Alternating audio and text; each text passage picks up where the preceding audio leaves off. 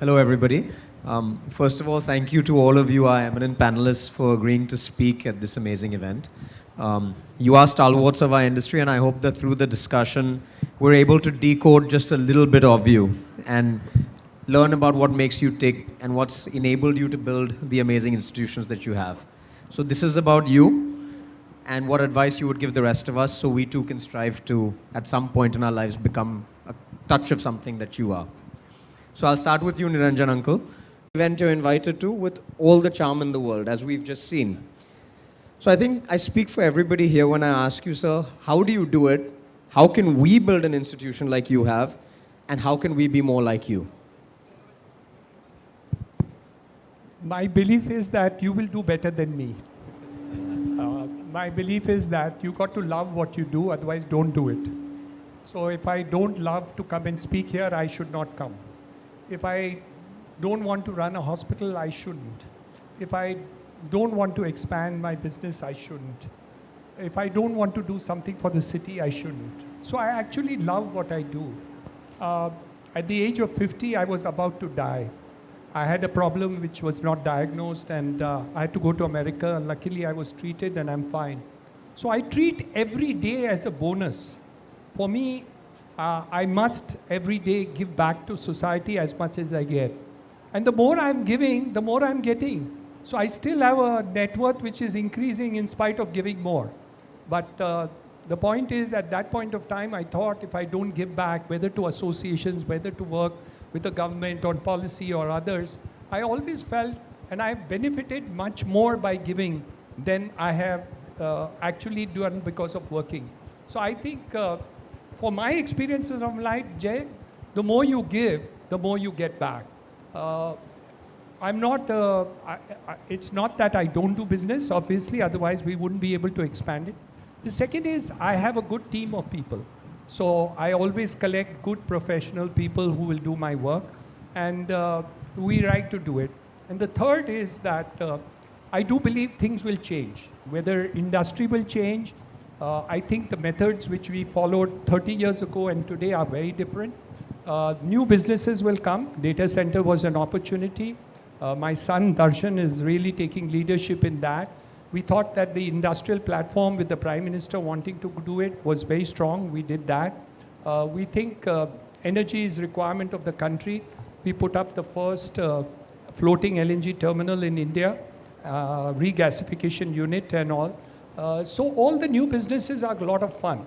But I spend at least 40% of my time every single day on not-for-profit, every single day.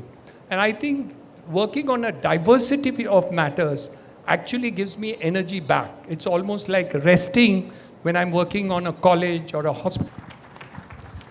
That's amazing. Thank you, sir, for that.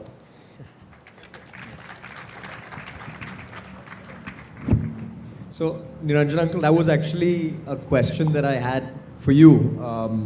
And I'm so glad that Nayan Bhai is giving us a perspective from his end as well. So, you've created one of the most formidable companies in our sector. And your 44 years of experience are like a treasure trove for everybody. There's really little that you haven't seen. If you had the opportunity to do it all again, rewind and restart in 1978 with all the knowledge and experience that you have today, what, if anything, would you do differently? Everything.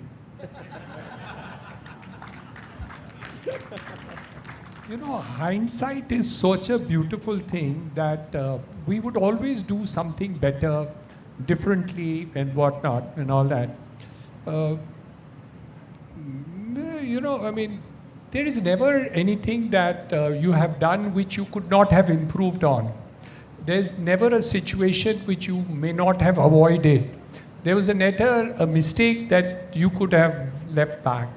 But you know, every time you make a mistake, and if you're willing to learn from it, then the experience of learning is also extremely important. And that is why at a particular age, you have the knowledge of wisdom. The problem is that we don't learn from our mistakes. So if we have made a mistake once, we keep on making the same mistake again and again, and we don't really learn from that. So I think I would do nothing the same way that I have. I would do everything better. I would love more. I would dance more. I would party more.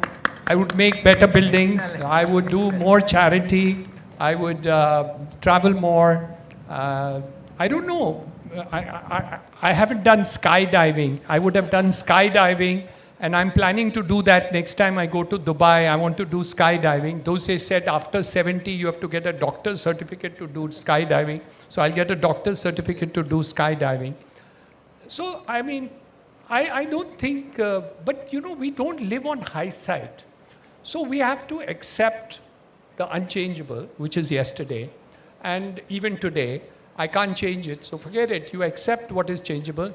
And for tomorrow, what can I change for tomorrow? And that is more important for me to do. So change the changeable and accept the unchangeable, which is yesterday or even today. So I don't bother about what it is. So many times, about 30 people have asked me to write my book. I hate to write the book, not because I don't want to write the book, because I don't like to look at the rear view mirror at all. So I don't want to think, "Arey, 10 saal pehle ye hua tha, to uska kya?" They keep on telling me, you know, people will learn a lesson from what you do. But for me, thinking about yesterday is a waste of my time. I rather think about today and what I can do tomorrow. Can I love somebody more? Can I do something more? For example, during the lockdown, I learned dancing, ballroom dancing. So I do ballroom dancing with my wife in the last 1.5 years. Great. And I've never done ballroom dancing in all the 46 years of my marriage. I've never done it. But now I and my wife can do for you, I can do a show on this place, ballroom dancing, which you have never seen. And the idea is, I mean, would I have thought of ballroom dancing 3 years ago? My wife would have kicked me, you know, I mean, if I had suggested it. Now she was so bored at home that when I suggested it, she said, "Okay, let's do this. There's nothing else to do." I mean, the rest of it we have already done together. So let's do something different. So basically, why look back? I don't see where we should look at it. It's a bloody waste of time. And that is the only reason I'm not able to write a book on things which I want, I mean, about my biography or anything. I don't mind writing about lessons I've learned in life. But I don't want to write on, मैंने ये 40 साल में ये किया, 50 साल में ये किया, ये अच्छा किया, ये बड़ा किया, ये कोचा किया. It's a bloody waste of time. Got it. So hindsight is 2020, but it doesn't matter. No. Learn from your experience and look forward with optimism. Absolutely. I think today is beautiful, and I hope tomorrow will also be beautiful, and maybe it will be better than today. So why not whatever it is you got to do? And if you don't do ballroom dancing, you'll do skydiving. So something else even better than that. Just tell us about something that went well and what you learned from it. And alternatively, tell us about something that didn't go to plan and what you learned from it, and what these two experiences have contributed in you to make you who you are today. So I don't think there's anybody who doesn't do wrong things. But if you don't learn from it and try and improve on it, it's not there. So they all call me Amitabh Bachchan and all that. But they don't know my failure of movies. So Amitabh Bachchan also had hundreds of movies which failed. But because he had 50 movies that did very well, you call him Amitabh Bachchan. But talk to Amitabh Bachchan. Do you know Amitabh Bachchan was bankrupt one day? Yes. Do you know that Amitabh Bachchan has had the highest number of failures in movies than any movie star in Bollywood? As number of failures. But the fact is, he made so many movies and so many successes, though his bloody failures are forgotten. And thank you very much, all of you, for forgetting my failures. Thank you for that.